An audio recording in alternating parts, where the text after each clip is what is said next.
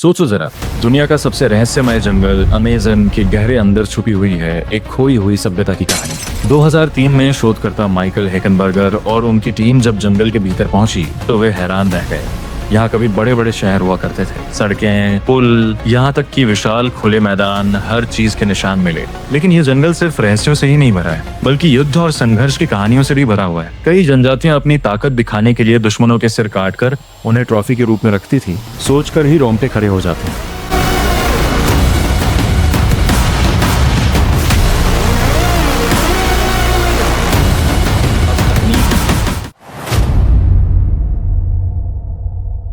Yanomami जनजाति में तो लड़ाई इतनी ज्यादा होती थी कि औसतन हर 3 पुरुषों में से एक की मौत युद्ध में ही हो जाती थी। वहीं दूसरी ओर कुछ जनजातियां बिल्कुल अलग थीं, शांतिप्रिय। वे केवल तब लड़ती थीं जब अपने बचाव का कोई और रास्ता नहीं बचता था। मुंडुरुक जनजाति का तो अलग ही जिक्र करना पड़ता है। वे बेहद खतरनाक योद्धा थे, जिनका नाम सुनते ही आसपास की जनजातियां डर जाती थी। वहीं बोरो, कयापो और तुपी जनजातियां दूर दूर तक युद्ध करने जाती थी।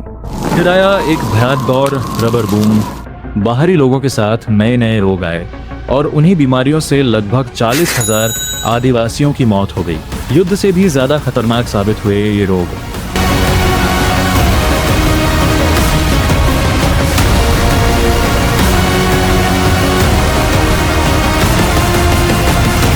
लेकिन कहानी यहीं खत्म नहीं होती। 1961 में पहली बार आदिवासियों के लिए एक राष्ट्रीय उद्यान बनाया गया ताकि वे अपनी तरह से जी सकें। लेकिन उसी साल एक ब्रिटिश अन्वेषक की रहस्यमय तरीके से मौत हो गई, एक अज्ञात जनजाति के हाथों।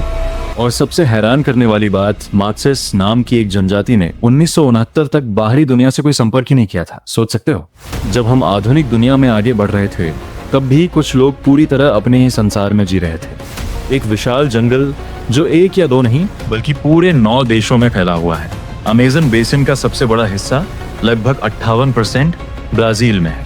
बाकी हिस्सा Peru, Bolivia, Colombia, Venezuela, Guyana, Suriname, French Guiana और इक्वाडोर में फैला हुआ है। लेकिन ये जंगल आज का नहीं है, इसकी कहानी करोड़ों साल पुरानी है। लगभग 55 मिलियन साल पहले जब पृथ्वी की जलवायु बदलने लगी तब इस रेन फॉरेस्ट का निर्माण हुआ। उस समय अटलांटिक महासागर इतना फैल चुका था कि यहाँ का मौसम गर्म और नम हो गया, जो जंगल बनने के लिए बिल्कुल परफेक्ट था। जब डायनासोर पृथ्वी से खत्म हो गए तब एक नए युग की शुरुआत हुई।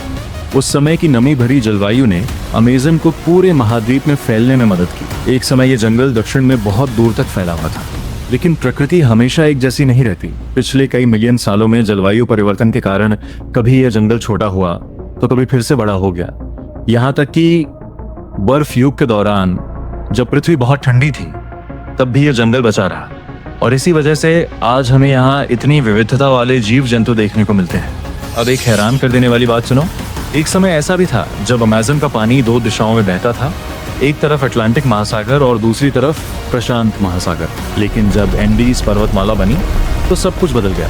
एक विशाल झील का निर्माण हुआ और आखिरकार उसका पानी टूटकर एक ही दिशा अटलांटिक महासागर की ओर बहने लगा, बिल्कुल आज की अमेज़न नदी की तरह। अब सुनो असली ट्विस्ट। अमेज़न के पेड़ पौधों को पोषण कहाँ से मिलता है जानते हो? दूर अफ्रीका के सहारा रेगिस्तान से। हाँ, हर साल लाखों टन धूल सहारा से उड़कर अमेज़न तक पहुंचती है। इस धूल में फास्फोरस होता है जो पौधों के लिए बेहद जरूरी पोषक तत्व है। नासा के अनुसार हर साल लगभग 182 मिलियन टन धूल सहारा से उड़ती है और उसका एक बड़ा हिस्सा अमेज़न में आकर गिरता है। मतलब सोचो, एक तरफ रेगिस्तान और दूसरी तरफ घना जंगल हजारों किलोमीटर दूर होने के बावजूद भी दोनों एक दूसरे से जुड़े हुए हैं। पृथ्वी पर जितने भी जीव जंतु और पेड़ पौधे हैं उनमें से हर 10 में एक सिर्फ अमेज़न जंगल में पाया जाता है।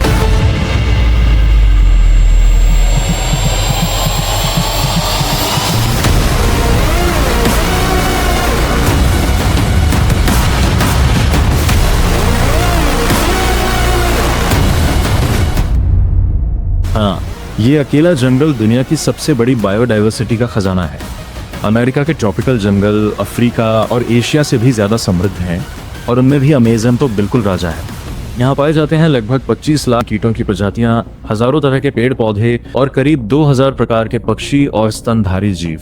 सोच सकते हो, सिर्फ इतना ही नहीं, लगभग 40,000 प्लस पौधों की प्रजातियां, 2200 प्लस मछलियां, 1294 पक्षी, 427 स्तनधारी, 428 उभयचर, 378 सरीसृप, सब मिलाकर एक विशाल जीवित दुनिया। और एक चौंकाने वाली बात, दुनिया के हर 5 पक्षियों में से एक और हर 5 मछलियों में से एक अमेज़न में ही रहती है। सिर्फ 1 किलोमीटर के छोटे से इलाके में ही लगभग 90,000 टन से ज्यादा जीवित पौधे हो सकते हैं। यानी यह पूरा इलाका एक विशाल ग्रीन फैक्ट्री की तरह है। लेकिन कहानी यहीं खत्म होगी। इस जंगल के हर एक हेक्टेयर में लगभग 1 बिलियन 100 करोड़ छोटे छोटे जीव इन्वर्टिब्रेट्स पाए जाते हैं। लेकिन ये जंगल सिर्फ खूबसूरत ही नहीं बल्कि खतरनाक भी है। यहाँ पाए जाते हैं ब्लैक काइमैन, जगुआर, एनाकोंडा, नदियों के अंदर इलेक्ट्रिक ईल जो बिजली का झटका दे सकती है, पिराना जो इंसानों को भी काट सकती है, और छोटे लेकिन बेहद खतरनाक जीव पॉइजन डार्ट फ्रॉग जिसका जहर जानलेवा होता है, वैम्पायर चमगादड़ जो रेबीज फैला सकता है। इसके अलावा मलेरिया, डेंगू और येलो फीवर जैसी बीमारियां भी यहाँ से फैल सकती हैं। लेकिन सबसे बड़ी चिंता की बात यह है, यह अद्भुत जंगल अब खतरे में है। वनों की कटाई और आग की वजह से 90% से भी ज्यादा पेड़ पौधे और जीव किसी न किसी रूप में प्रभावित हो चुके हैं। दुनिया का सबसे बड़ा जंगल अमेज़न, लेकिन अब वही धीरे धीरे गायब होता जा रहा है। डिफॉरेस्टेशन का मतलब जानते हो? सरल भाषा में जंगल को काटकर उसे किसी और काम में इस्तेमाल करना। और अमेज़न में इसका सबसे बड़ा कारण इंसान और इंसान की लालच। 2022 के आंकड़ों के अनुसार लगभग 20% अमेज़न जंगल पहले ही काटा जा चुका है और 6% गंभीर रूप से नुकसान झेल चुका है। अब सबसे डरावनी बात सुनो, अगर ये विनाश 20-25% से आगे बढ़ गया तो पूरा जंगल धीरे धीरे सवाना सूखी घास भूमि में बदल सकता है। यानी एक हरा भरा जंगल बन जाएगा सूखा बंजर इलाका। पहले ऐसा नहीं था। 1960 से पहले अमेज़न के अंदर जाना भी मुश्किल था। जंगल लगभग पूरी तरह सुरक्षित था। लेकिन उसके बाद शुरू हुआ जमीन साफ करके खेती, नई सड़कें, तो किसान बार बार नई जमीन काटने लगे और इसी तरह जंगल कम होता गया। 1970 में बनी ट्रांस अमेजोनियन हाईवे, ये सड़क जंगल के दिल पे गहरा घाव बन गई, जिससे इंसानों की एंट्री बढ़ी और विनाश शुरू हो गया। 1991 से 2000 के बीच लगभग 5,87,000 km/2 जंगल खत्म हो गया और उसका ज्यादातर हिस्सा बन गया चारा। आज ब्राजील दुनिया का सबसे बड़ा सोयाबीन उत्पादक है।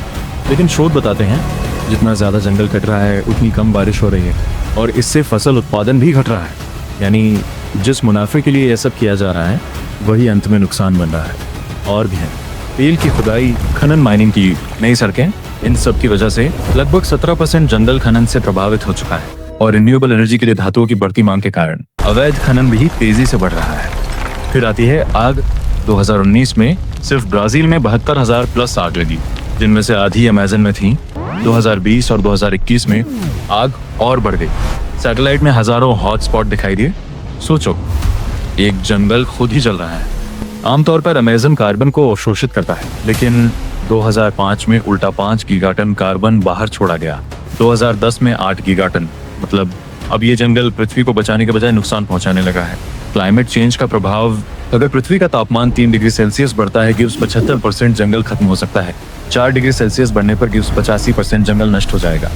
और सबसे डरावनी बात, अब अमेज़न जितना कार्बन सोख रहा है उससे ज्यादा छोड़ रहा है। 1989 में शोधकर्ता सीएम पीटर्स ने कहा था, अगर अमेज़न के 1 हेक्टेयर जंगल का सही तरीके से इस्तेमाल किया जाए फल, लेटेक्स, लकड़ी के साथ, तो इसकी कीमत लगभग $6,820 हो सकती है। लेकिन अगर उसे काट दिया जाए गिव सिर्फ $1,000 और अगर उसे चारागाह बना दिया जाए गिव सिर्फ $148।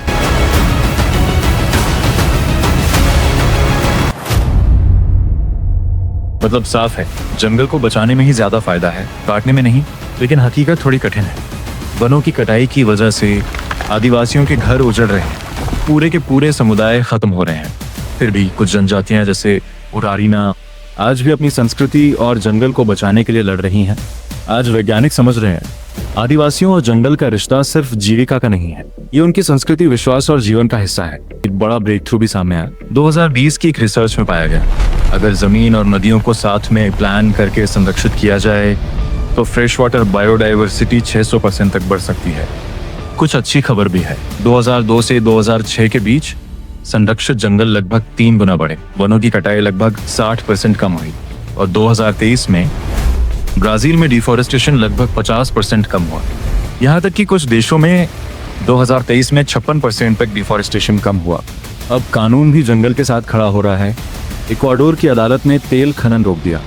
2022 में फैसला दिया गया, अगर प्रकृति और लोगों के अधिकारों को नुकसान होता है तो कोई भी प्रोजेक्ट मंजूर नहीं होगा। अब आदिवासियों की राय लेना जरूरी हो गया है और अब टेक्नोलॉजी भी बड़ी भूमिका निभा रही है। सैटेलाइट और जीपीएस की मदद से जंगल के हर बदलाव पर नजर रखी जा रही है, यहाँ तक कि आदिवासी भी अपनी जमीन को मैप करके उसकी रक्षा करते हैं। भविष्य का समाधान क्या है? फॉरेस्ट फ्रेंडली इकोनॉमी साउंड, क्योंकि जंगल कटने का मतलब है कम बारिश, ज्यादा गर्मी और खेती को भारी नुकसान। एक शोध के अनुसार वनों की कटाई की वजह से ब्राजील को हर साल लगभग 317 बिलियन यूएस डॉलर्स का नुकसान हो सकता है। मतलब साफ है, अगर जंगल बचेगा तभी हमारी अर्थव्यवस्था और भविष्य भी सुरक्षित रहेगा।